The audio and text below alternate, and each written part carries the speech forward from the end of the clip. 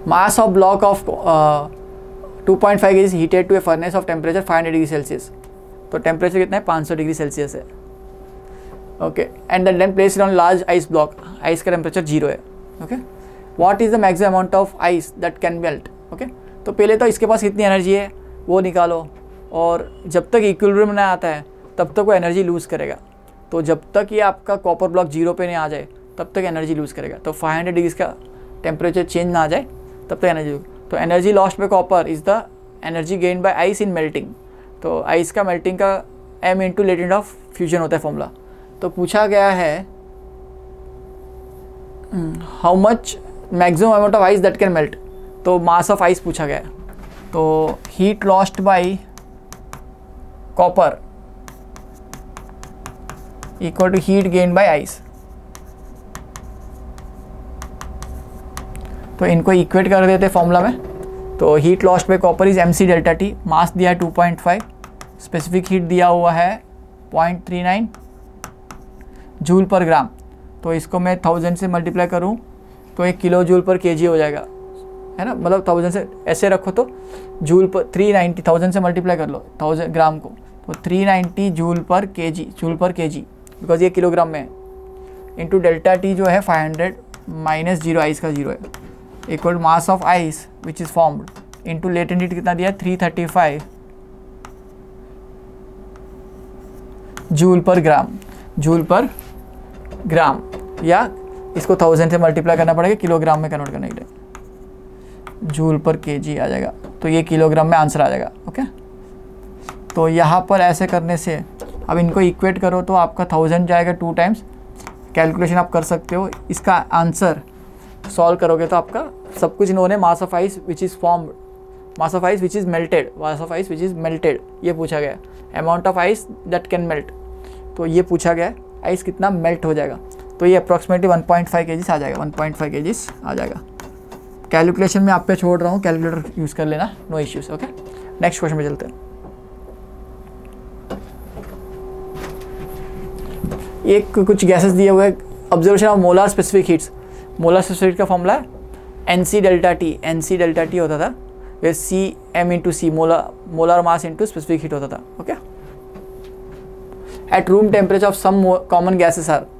तो कुछ गैसेस के लिए दिया हुआ है, हाइड्रोजन, नाइट्रोजन, ऑक्सीजन, ये सब कैसे गैसेस है, H2, N2, O2, nitric acid, carbon monoxide CO और क्लोरीन Cl।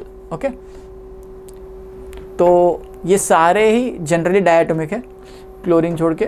तो ये डायटोमिक गैस के लिए फॉर्मूला एक्चुअली एनर्जी का फॉर्मूला होता है Q equal to F/2R, where F is the degree of freedom. तो मोनोएटॉमिक गैस सिर्फ X में, Y में, Z में मूव कर सकता है। X में मूव कर सकता है, Y में मूव कर सकता है और Z में मूव कर सकता है। तो उनके पास 3 डिग्रीज ऑफ फ्रीडम होते हैं। मोनोएटॉमिक गैस के लिए फॉर्मूला 3 डिग्रीज ऑफ फॉर्मूला होता है Q equal to F/2 nRT। Okay, NR delta T, या CV स्पेसिफिक हीट का at common volume, constant volume के फॉर्मूला F/2R होता है। तो यहाँ पर F की वैल्यू 3 होती है मोनो के लिए, F की वैल्यू 5 होती है डाया के लिए, वो 3 ट्रांसलेशनल होते हैं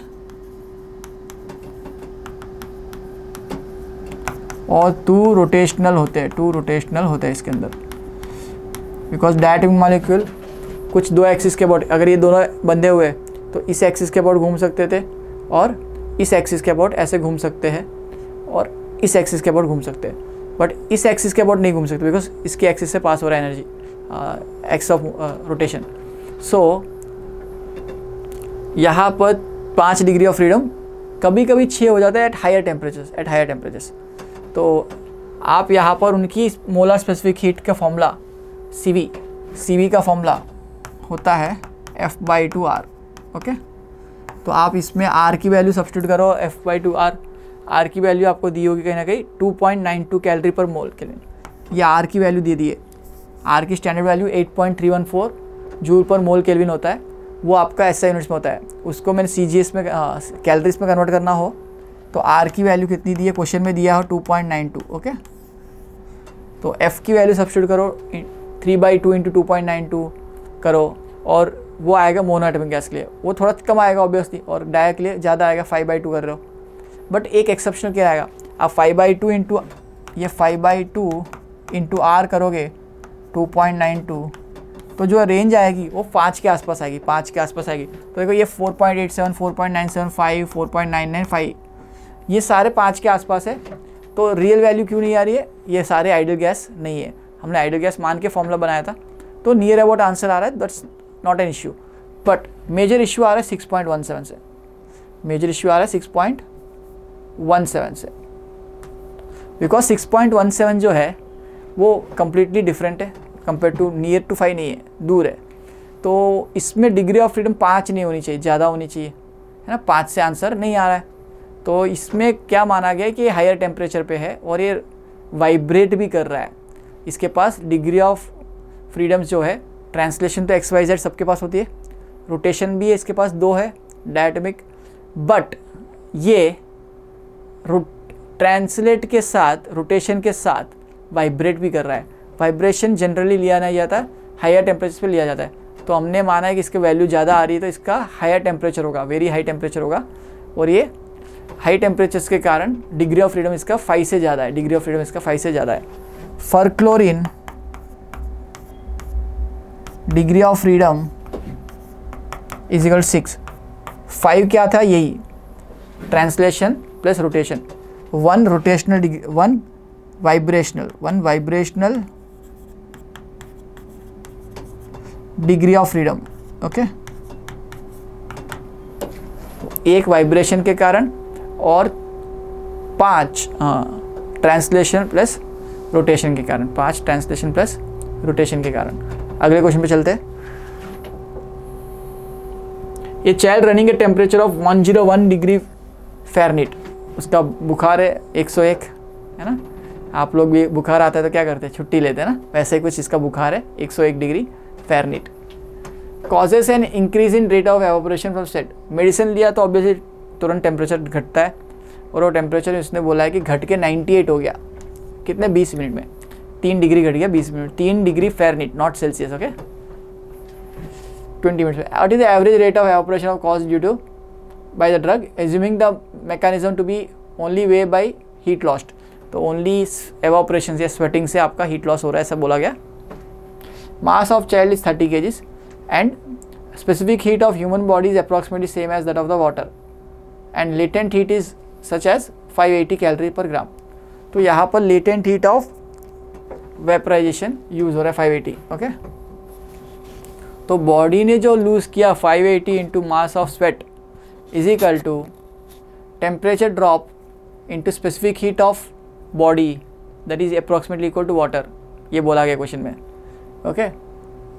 एंड टेम्परेचर चेंज सेल्सियस में, आप इसको केल्विन में कन्वर्ट कर लो या सेल्सियस में, चेंज जो आएगा सेल्सियस और केल्विन में सेम आता है। तो मैं आपको याद करा दूं, delta C equal to 5/9 delta F होता है।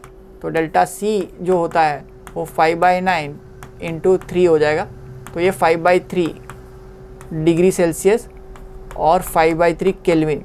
क्यों ऐसा, डेल्टा C और डेल्टा K इक्वल होते हैं, सेल्सियस का चेंज और केल्विन का चेंज में 273 सब्ट्रैक्शन में चला जाता है, इसलिए वो सेम होते हैं। तो ये आपको एक पॉइंट पता चल गया। तो m child into specific heat of child into delta T must be equal mass of sweat evaporated, mass of sweat evaporated per unit time, okay. तो 20 मिनट्स में एवोपरेट हो रहा है, ओके। तो कितना मास निकल रहा है पर यूनिट टाइम, तो यहाँ पर टाइम को डिवाइड कर दे 20 मिनट्स, 20 इंटू 60 कर सकते हो आप चाहे तो, ओके। तो ये मास ऑफ स्वेट एवोपरेशन रेट मिलेगा आपको, ओके। मिनट्स में रखना होता है, ये टाइम मिनट्स में रखो तो आंसर भी मिनट में आएगा, ओके। यहाँ 20 रख दो into latent heat of vaporization, okay. तो मास ऑफ चाइल्ड 30 दिया हुआ है, specific heat of child same as water, तो वाटर का 4200 होता है, 4200 होता है जूल पर kg, ओके, या 4.2 kilo joule per kg, 4.2 kilo joule per kg।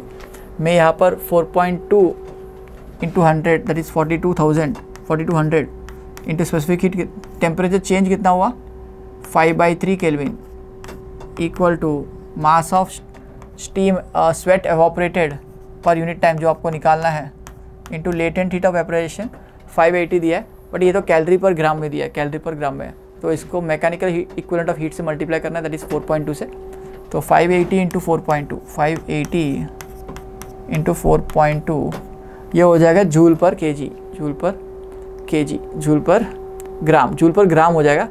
तो यहाँ पर ग्राम में मास आएगा, बिकॉज यहाँ पर मास 30 है किलोग्राम में, तो यहाँ पर भी 4200 joule per KG, joule per KG ले लिया, तो केजी कट गया या जूल आ रहा है डेल्टा टी, तो यहाँ पर वो यूनिट्स यहाँ से मैच होंगे। तो यहाँ पर लेकिन हमने इसमें ग्राम में लिया है, तो ये भी ग्राम में लेना चाहिए पर ग्राम, तो मास ऑफ स्टील ग्राम में आने वाला है। ओके, मास ऑफ स्टील पर यूनिट टाइम, वो टाइम क्या आने वाला है टेम्परेचर में, बिकॉज टाइम आ रहा है मिनट्स में, बिकॉज 20 मिनट्स लिया मैंने, तो पर टाइम मिनट में आएगा। तो इसको सॉल्व करोगे 4.3 ग्राम्स के आसपास आ जाएगा पर मिनट।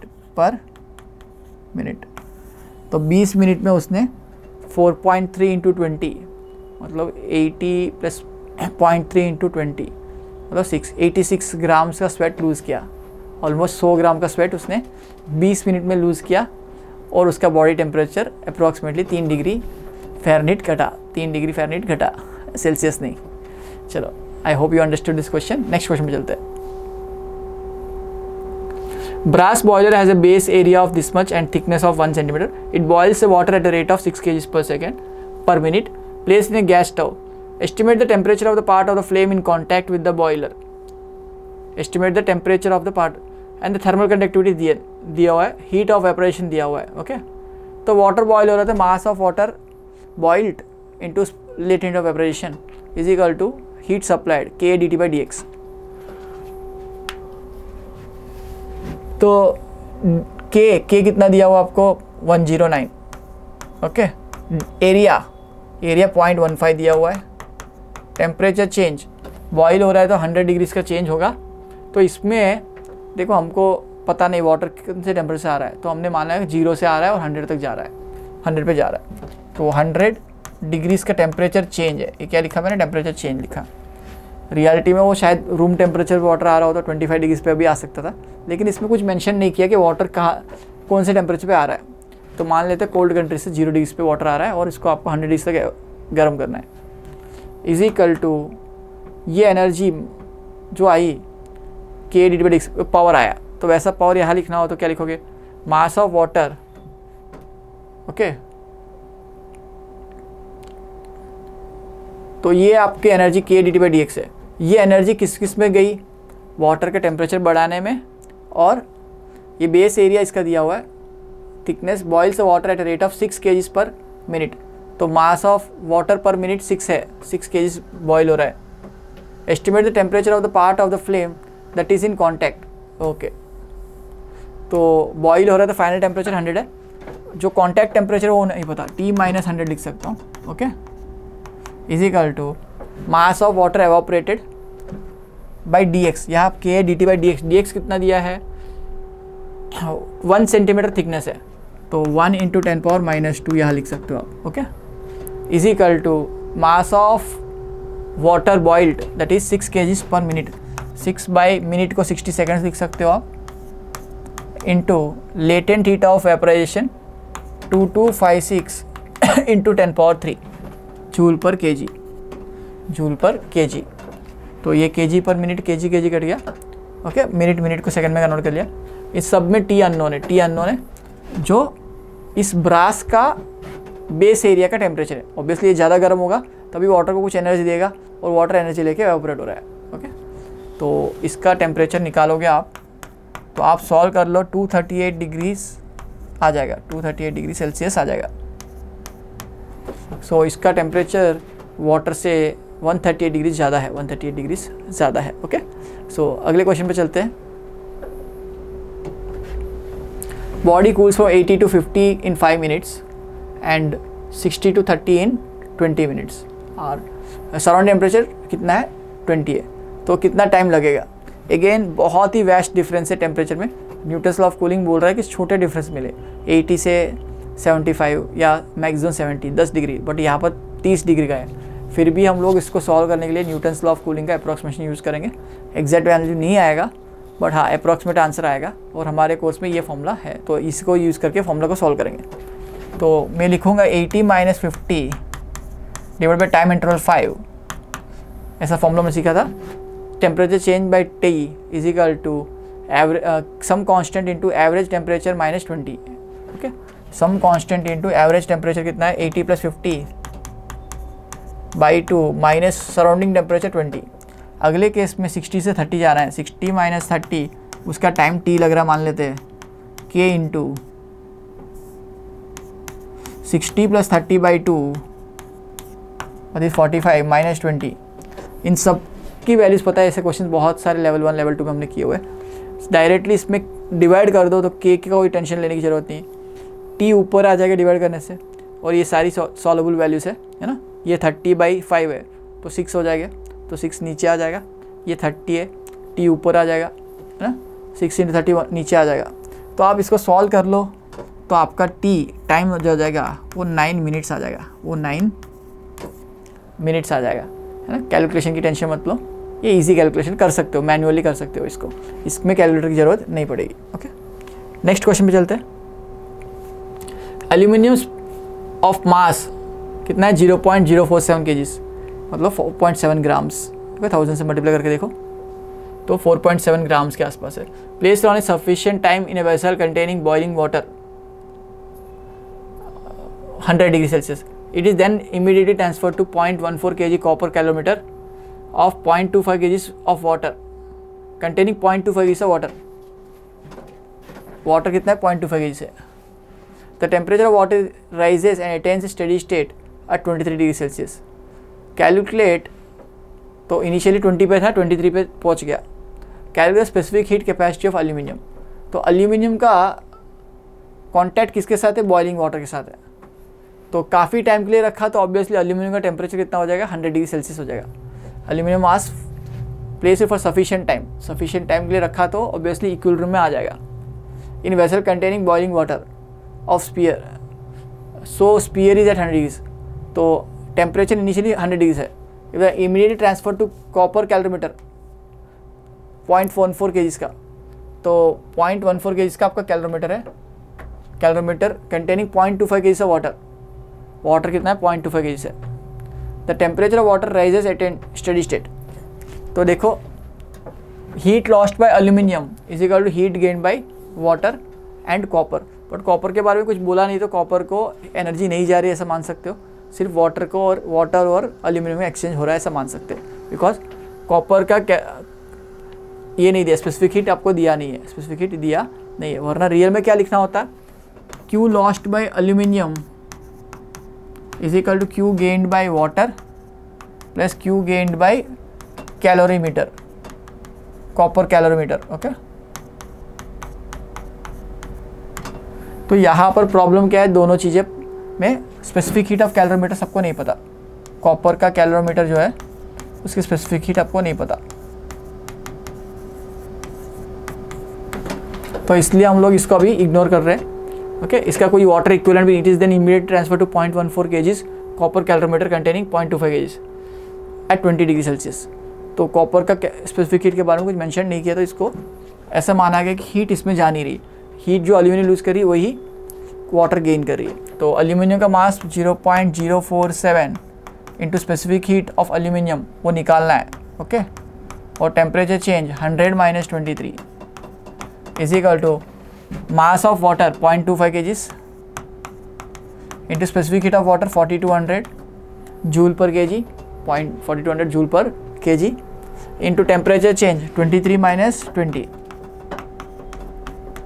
इसमें सिर्फ कॉपर का स्पेसिफिक हीट नहीं पता, बाकी सब नोन वैल्यूज है। सब्स्टिट्यूट करिए, आपका आंसर आ जाएगा 911 के आसपास।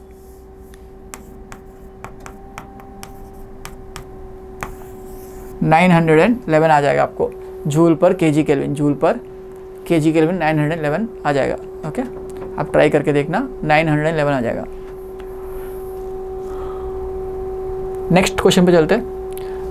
When 0.15 kg of ice 0 degrees mixed with 0.3 kg of water at 50 degrees container, resulting in the temperature of 6.7 degrees, calculate heat of fusion. तो वेरी इजी क्वेश्चन, मिक्सिंग वाला question है। 0.15 के जिसका आइस है, 0.15 इंटू कितना मिक्स किया 0.3 के के साथ, तो पहले 0.15 को एनर्जी मिलनी चाहिए, वो कितनी एनर्जी लेटेंट ऑफ फ्यूजन, वो कितना होता है 80 कैलोरी पर ग्राम। तो 80 इंटू, अब CGS में लिख रहे हो तो इंटू 4.2 कर दो, है ना, तो हो जाएगा जूल पर ग्राम। जूल पर ग्राम, ये मास ग्राम में नहीं किलोग्राम में दिया, तो इसको मैं ग्राम में कन्वर्ट कर सकता हूँ, या मैं इसको 4200 लिख दूँ, चलेगा। ओके, 4200, तो ये जूल पर हो जाएगा gram, kg, joule per kg हो जाएगा। Is equal to mix with 0.3 kg water at 50 degree Celsius. 50 degree Celsius पे वाटर था, तो इसके साथ मिक्स किया आपने, तो ये कुछ एनर्जी लूज करेगा, ये इसने गेन की, heat gain by ice. Okay, ये वैल्यू आपको निकालनी है, आप निकाल सकते हो इजीली, है ना। 15 इंटू 80, 15 इंटू 80 इंटू 42, ये आप निकाल सकते हो।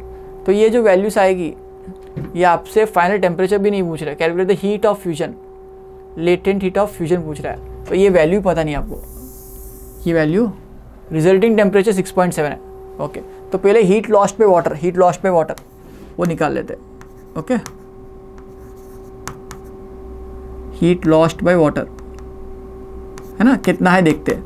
50 से 6.7 तक आना है, मास ऑफ वाटर दिया हुआ है 0.3, स्पेसिफिक हीट कितना है उसका वाटर का 4200 into temperature drop 50 minus 6.7। Okay, तो यहाँ से कुछ वैल्यू आई, इस वैल्यू को यूज़ करके कुछ आइस पिघल जाएगा और फाइनली 6.7 पे आ जाएगा।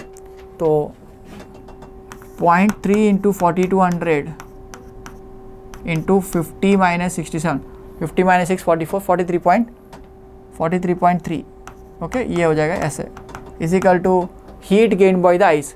तो मास ऑफ आइस कितना दिया 0.15 केजी से मास, आइस का लेटेंट ऑफ फ्यूजन नहीं पता आपको, प्लस 0.15 इंटू 4200 इंटू टेम्परेचर 6.7 का राइज, 6.7 माइनस 0 लिखना है आपको। ओके, तो इसमें से आपको लेटेंट ऑफ फ्यूजन निकल जाएगा, लेटेंट ऑफ फ्यूजन निकल जाएगा, जो जनरली हमारा 80 कैलोरीज पर ग्राम होता था, यहाँ पर पूछा गया आपको। तो ये आप कन्वर्ट करके देखोगे तो 334 किलो जूल पर केजी आ जाएगा, किलो जूल पर केजी, या 334 इंटू 10³ जूल पर ग्राम, जूल पर केजी आ जाएगा, 334 joule per KG into 10³ okay. तो ये इसका आंसर हो जाएगा, कैलकुलेशन आप कर सकते हो, बाकी स्टेप्स मैंने लिखे हुए। ओके, नेक्स्ट क्वेश्चन पे चलते हैं।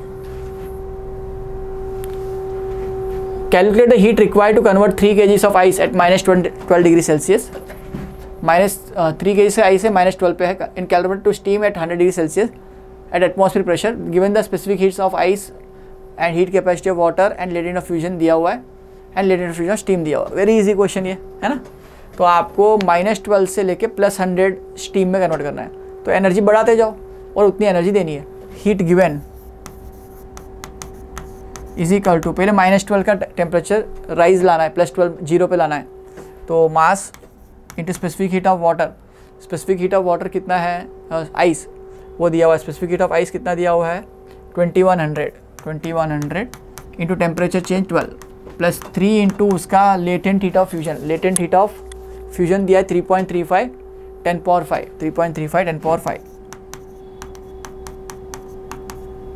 प्लस अभी वाटर स्टेट में कन्वर्ट हुआ, ये एनर्जी ऑब्जर्व करके वाटर स्टेट में कन्वर्ट हुआ। अब 0 डिग्री पे ही, अभी 0 से पहले 100 पे पहुंचाना है, तो वापस स्पेसिफिक सेंसिबल हीट देनी है, तो 3 into 4200 into temperature change 100 plus अब ये 100 डिग्री ऑफ वाटर हो गया, बट हमको कन्वर्ट करना है 100 डिग्री ऑफ स्टीम में, 100 डिग्री ऑफ स्टीम में, तो 3 इंटू स्टीम का फ्यूजन कितना है 2.256 इंटू 10⁵। तो एक आंसर है इसका, इसको इजीली आप कैलकुलेटर में डाल के आंसर निकाल सकते हो। तो अराउंड 9.1 मेगा जूल्स इसका आंसर आ जाएगा। मैं कैलकुलेशन नहीं कर रहा हूँ, कैलकुलेशन आप पे छोड़ रहा हूँ। ओके, नेक्स्ट क्वेश्चन पे चलते हैं। तो अगेन एक कॉम्बिनेशन दिया है आयरन और ब्रास का, तो इसमें पूछा है कि इंटरमीडिएट टेम्परेचर कितना है। तो ये सीरीज़ कनेक्शन है तो हीट सेम होती है। तो 373 273 तो बीच का टेम्परेचर। तो के iron obtain the expression and hence the के आयरन दिया हुआ है, कुछ के आयरन दिया हुआ है 79, ओके, और के ब्रास दिया हुआ है 109। तो पहले 79 इंटू एरिया सेम है, लेंथ भी अलग अलग है, 0.1 लेंथ भी सेम है। के ए डी टी मतलब 373 minus T by L is equal to 109 into area into T minus 273 divide by L. A by L तो कट जाएगा, है ना। आप इसको डायरेक्टली सेल्सियस में लेते तो फ़ायदा होता है, 100 और 0 होते हैं, है ना। तो कैलकुलेट कर लो इसको, ए बाई एल कट गया, ए बाई एल कट गया आपका। तो यहाँ से टी की वैल्यू निकालना है आपको, टी की वैल्यू निकालनी। इस तरह के क्वेश्चन बहुत सारे लेवल 1 लेवल 2 में हमने किए हुए हैं। तो इस क्वेश्चन का सोल्यूशन हो जाएगा 315 kelvin, 315 kelvin. I hope you can do the calculation part, okay. So second part थोड़ा बेटर है। ये बोल रहा है कि इसका इक्विवेलेंट कंडक्टिविटी क्या है। तो मैं इस पूरे को 2L लेंथ मान लूँ तो के इक्विवेलेंट कितना होगा। टेम्परेचर डिफरेंस वही है 100 और 0, टेम्परेचर वहाँ पर वही है 373 और 273, डिफरेंस 100 का है, ओके। तो के D T by D x और के इक्विवेलेंट, तो ये सीरीज़ कनेक्शन है तो रेजिस्टेंस ऐड होते हैं। रेजिस्टेंस का फॉर्मूला होता है थर्मल रेजिस्टेंस का L बाई के। तो यहाँ पर इक्विवेलेंट के लिए ये लेंथ 2L हो गया, 2L by K equivalent A. Second part कर रहे हैं हम लोग, 2L by K equivalent into A is equal to, area change नहीं हो रहा है, L बाई K1 के iron into A plus L by K brass into A. तो इससे आप डायरेक्टली के इक्विवेलेंट निकाल सकते हो। तो के equivalent 2K1 K2 by K1 plus K2, LCM देखो L बाई ए कट जाएगा। तो K1 K2 आपको दिया हुआ है, तो एलसीएम लो, 2 को 2 से मल्टीप्लाई करो और K1 प्लस K2 या डिनोमिनेटर लिया तो के इक्विवेलेंट आ जाएगा। तो के इक्विवेलेंट का फॉर्मूला हमने डिराइव किया हुआ है पहले भी। तो यहाँ से 2K1 के आयरन के ब्रास बाई के आयरन प्लस के ब्रास हो जाएगा। इनकी वैल्यू 79 और 109 दी हुई है, सब्स्टिट्यूट करो, 2 से मल्टीप्लाई करो और नीचे ऐड करो, तो आपका आंसर आ जाएगा 91.6। 91.6, 79 और 109 के बीच का कुछ वैल्यू आ जाएगा, 91.6 इसका कंडक्टिविटी, इफेक्टिव कंडक्टिविटी हो जाएगा। अगर एक ही रॉड से बनाते जिसका कंडक्टिविटी क्या होता तो ये 91.6 होता। तो अब पूछ रहा है हीट करंट क्यों पूछा गया, थर्ड पार्ट में हीट करंट क्यों पूछा गया। तो क्यू होता है के A D T by D x. तो के ए दिया हुआ, के की वैल्यू हम इफेक्टिव ले लेंगे 91.6, एरिया की वैल्यू 0.02 है, इंटू टेम्परेचर 100 डिफरेंस है, बाई लेंथ कितना है 0.1। तो आप इसको 0.1 ऊपर 10.2 हो गया, 0.2 इंटू 120, ओके। तो लेंथ कितना दिया हुआ है 0.1 मीटर्स, एरिया 0.2 है, ओके। लेंथ कितना लोगे, अभी डबल लोगे, क्यों, अभी तो ये पूरा लेंथ 2L हो गया, 2L लेंथ का हो गया ना। तो लेंथ कितना लेंगे, 2 लेंगे, सॉरी। तो एरिया 0.02 है इंटू 100 डिवाइड बाई लेंथ 0.2 हो जाएगा। तो आप इसको सॉल्व कर सकते हो, 100 से 2 हो गया, 2 बाई 0.10, 10 टाइम्स हो जाएगा, तो 916 हो जाएगा, 916 वाट्स हो जाएगा इसका आंसर, 916 वाट्स हो जाएगा। के इक्विवेलेंट निकाला था उसको यूज़ किया हमने। तो पूरा लेंथ 2L का हो गया, अभी एक मटेरियल 2L का। और आप डायरेक्टली पहले वाले इक्वेशन से भी निकाल सकते हो, के आयरन ब्रास, बिकॉज T0 आपने निकाल रखा है 315 केल्विन, T0 आपने निकाल रखा है 315 केल्विन, ये T0 बीच का टेम्परेचर पूछा गया था, ओके। तो उससे भी हीट निकाल सकते हो या इफेक्टिव को यूज़ करके भी निकाल सकते हो, आपकी मर्जी, ओके। सो नेक्स्ट क्वेश्चन में चलते हैं। Triple point of water is standard fixed point in modern thermometer. Why? What is wrong in taking melting point of ice or boiling point of water? तो melting point of ice and boiling point of water are not considered standard nowadays because they can change with surrounding pressures and temperature or surrounding volume condition. तो ये constant pressure atmosphere pressure के लिए valid होते हैं, but कभी कभी pressure very होता है थोड़ा बहुत, तो इसको बहुत अच्छा स्टैंडर्ड नहीं मान सकते। बट ट्रिपल पॉइंट जो है बहुत ही अच्छा वैल्यू, स्टैंडर्ड वैल्यू है 0.01 डिग्री सेल्सियस और 273.16 केल्विन। तो इसको यूज़ करना ज़्यादा प्रिफर करते हैं आजकल के थर्मोमेट्रिक में कॉन्सेप्ट्स में। ओके, तो the problem with this boiling point and freezing points are they vary with pressure, okay, इसका आंसर हो जाएगा vary with pressure. Second question, there were 2 fix points in the original Celsius scale mentioned as 0 and 100, है ना, boiling point और freezing point 0 और boiling point 100। On the absolute scale one of the fix point is triple point, what is which of the absolute scale assigned number is 273.16 kelvin, what is the other fix point. देखिए absolute scale क्या होती है, absolute 0 से reference लेते हैं, तो दूसरा fix point ही 0 है, तो कुछ भी नहीं है ऐसा कह सकते हो, है ना। एब्सोल्यूट स्केल्स जैसे आपका ये एब्सोल्यूट 0 है, मतलब -273 केल्विन, -273.15 केल्विन, और एक रेफरेंस पॉइंट आपका ट्रिपल पॉइंट है। ओके, तो एक वैल्यू 0 है, ये फ़ायदा है इसमें, y2 - y1 x2 - x1 में y1 x1 0 है ना, ये आपका रेफरेंस पॉइंट 0 हो गया। So that is advantage with this system of absolute scales. एक रेफरेंस पॉइंट 0 होगा जहाँ पर प्रेशर भी 0 हो जाएगा, टेम्परेचर भी 0 हो जाएगा, ओके, और वॉल्यूम भी 0 हो जाएगा। सो इसका कोई दूसरा रेफरेंस पॉइंट नहीं है, या रेफरेंस पॉइंट की वैल्यू 0 है, ऐसे कह सकते हो। ओके, एब्सोल्यूट 0 है। Absolute temperature scale T is related to temperature on the TC on Celsius scale by T minus TC. Why do we have 273.15 in the relation and not 273.16? क्यों ये नहीं ले रहे, क्यों ये ले रहे? देखो boiling point of water, freezing point of water जो है 0 डिग्री सेल्सियस है, but triple point of water 0.01 है, तो 0.01 एक्स्ट्रा 2.7316 हो जाएगा, 0.15 की जगह 0.16 हो जाएगा।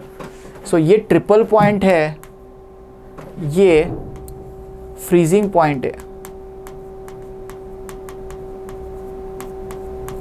ये फ्रीजिंग पॉइंट ऑफ वाटर है, ये ट्रिपल पॉइंट ऑफ वाटर है।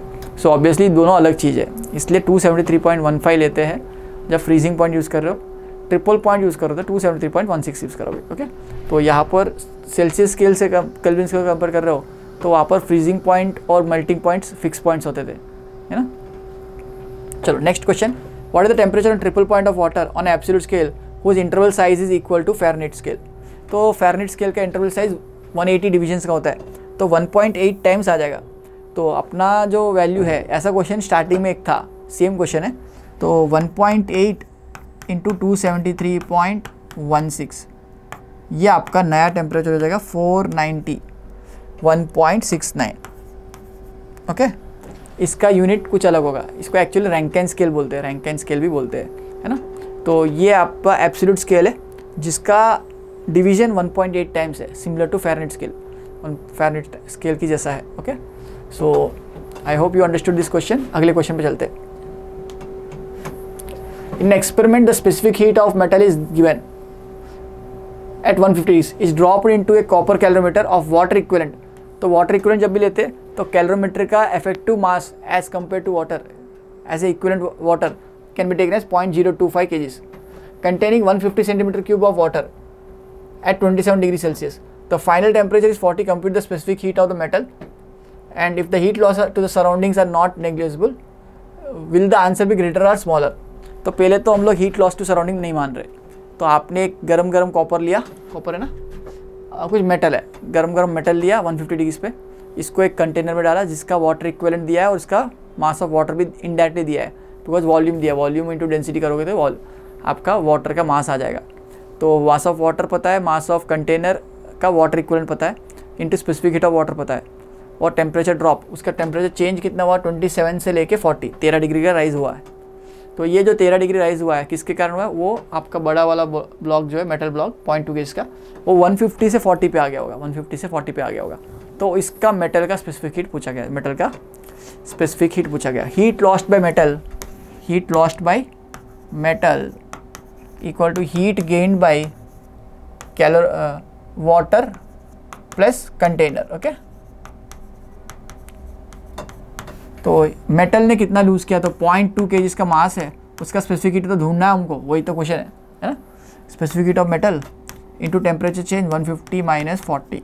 ओके, 150 - 40, इज इक्वल टू, यहाँ पर मास ऑफ वाटर क्या लोगे 0.025 प्लस वाटर कितना है आपके पास 150 सेंटीमीटर क्यूब, तो 150 इंटू 10⁻⁻6 मीटर क्यूब, ये आपका वॉल्यूम हुआ इंटू डेंसिटी 1000।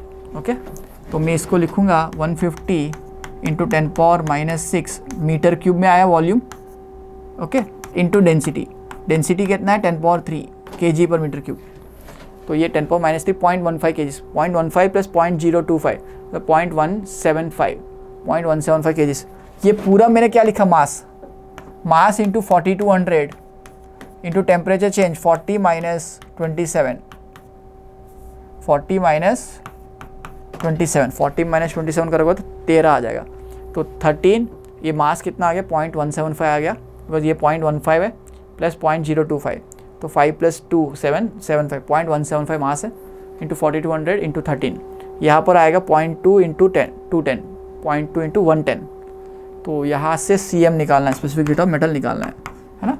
तो इजी क्वेश्चन, कैलकुलेट करो आप, आंसर आ जाएगा 0.433 जूल पर ग्राम केल्विन। ओके,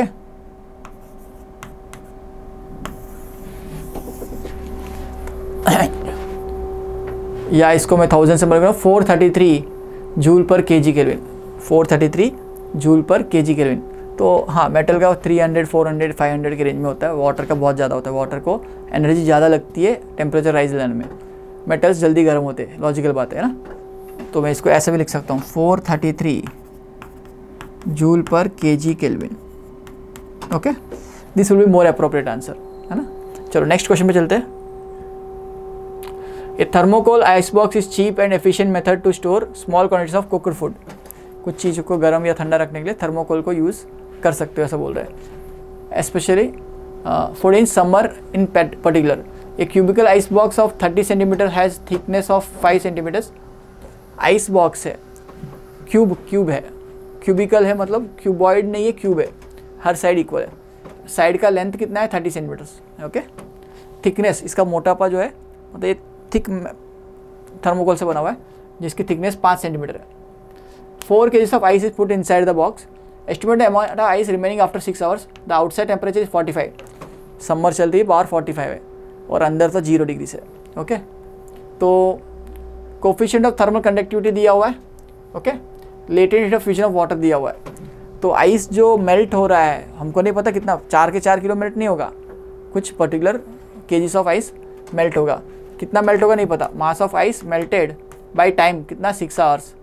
ओके, टाइम को 6 आवर्स इंटू 3600 सेकेंड्स ले लो आप चाहे तो, into latent heat of fusion, latent of fusion of water कितना है 335 into 10⁻³ joule per kg into 10⁻³ joule per kg हो गया। ओके, इक्वल टू, अब थर्मल कंडक्टिविटी, ये क्यूबॉइड है तो क्यूब है, सॉरी ऐसा क्यूब है,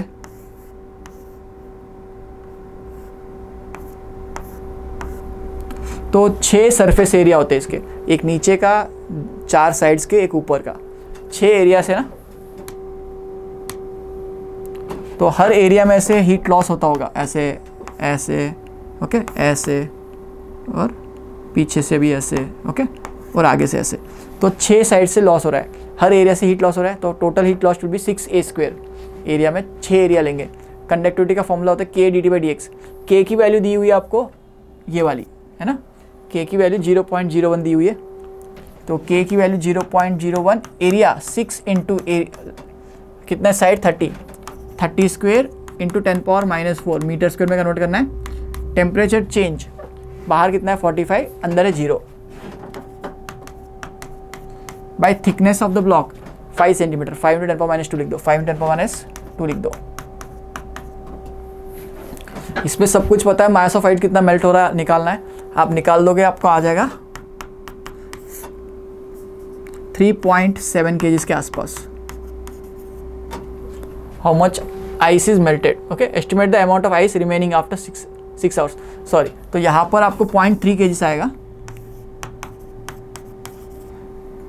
0.3 kg मेल्ट हो गया, तो लेफ्ट कितना है 4 - 0.3, 3.7 kg लेफ्ट है, तो 6 घंटे आइस रहा बिना फ्रीज़र से, बहुत अच्छी बात है ना। 0.3 केजी में 300 ग्राम आइस मेल्ट हो गया, वो अलग बात है ना। फिर भी आपके पास अच्छा खासा आइस रहा है, तो very good thing thermocol. Okay, तो आइस लेफ्ट ये मेल्टेड है। Okay,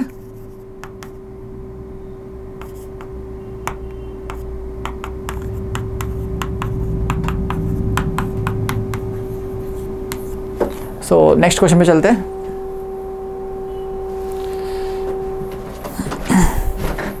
A body with large reflectivity is a poor emitter. Logical बात है, हमने एक चीज़ पढ़ा, alpha absorptivity, reflectivity and transmittivity equal to 1। अगर आर बहुत बड़ा है, आर 0.8 0.9 1 है, 1 के आसपास है, तो अल्फा और टाउ तो मतलब एब्जॉर्ब करने की कैपेबिलिटी और ट्रांसमिट करने की कैपेबिलिटी टेंडिंग टू 0 या वेरी वेरी स्मॉल होती है। तो यस, पूर एमिटर जो ज़्यादा ऑब्जर्व करके वही एमिट कर सकते, तो ऑब्जर्व कर ही नहीं रहा है, रिफ्लेक्ट ही कर रहा है, तो ये ट्रू है। ओके, ये एक्सप्लेन करना है, ट्रू और फॉल्स नहीं। हाँ, एक्सप्लेनेशन क्या होगा, as R is large alpha and tau are small, alpha and tau are small, that is absorptivity and transmittivity small.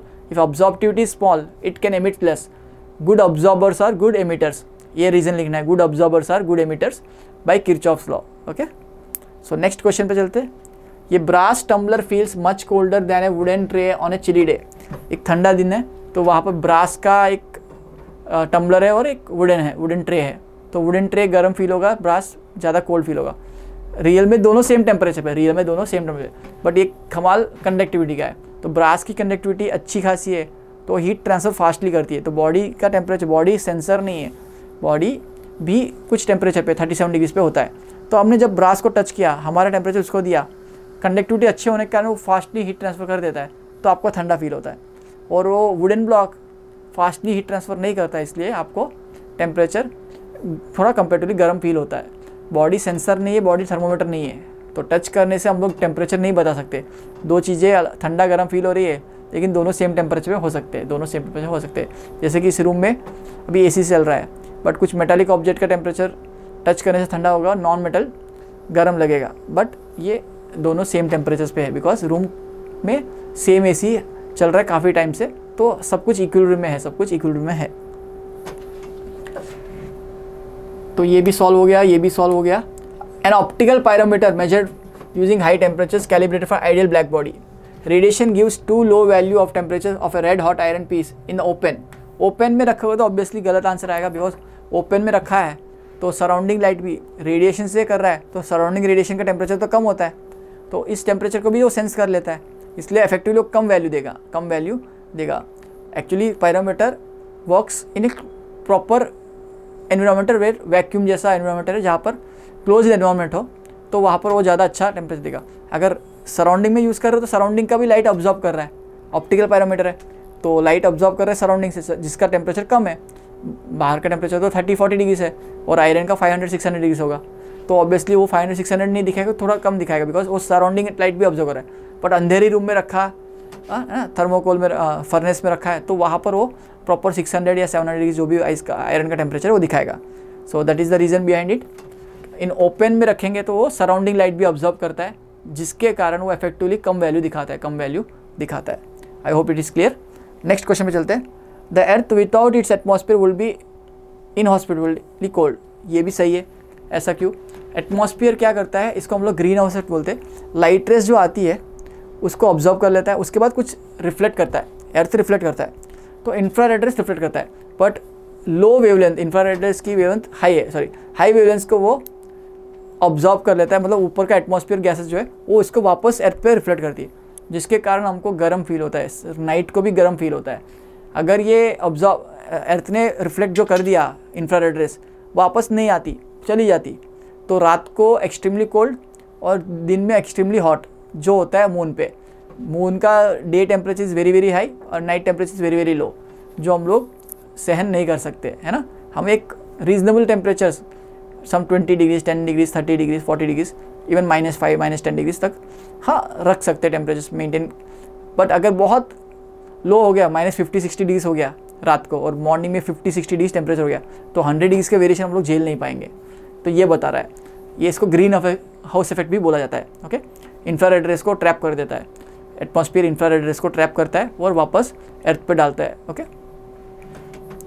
ऐसे ही चीज़ कुछ कुछ आपने कार में ऑब्जर्व की। कार का जब विंडोज़ क्लोज होता है और बाहर रखी होती है, तो जब अंदर बैठोगे तो बहुत गर्म फील होता है, बिकॉज जो लाइट रेस अंदर आई, कुछ लाइट रेस बाहर वापस नहीं जा पाती, जिसके कारण पूरा कार गर्म हो जाता है। Okay, heating system based on circulation of steam are more efficient. Steam के पास ऑब्वियसली मोर एनर्जी होती है, 540 कैलोरीज उसका लेटेंट ऑफ वेपराइजेशन है, तो steam is more efficient, true, as compare to heating by using water, boiling water से use करके गर्म करना कम एफिशिएंट तरीका है, स्टीम ज़्यादा एफिशिएंट तरीका, स्टीम ज़्यादा एफिशिएंट है, बिकॉज स्टीम के पास ज़्यादा एनर्जी है ना। Q equal to M into latent of vaporization भी है उसके पास, इसलिए steam is better way of heating. Okay, so ये क्या है, मोर एफिशिएंट वे है। सो ये सारी चीज़ें सही है, कोई भी चीज़ गलत नहीं है। ओके, इन सबको एक्सप्लेन हमने कर दिया है। I think this is the last question in NCERT। Okay, so I hope you enjoyed this session. Have a great day, bye bye.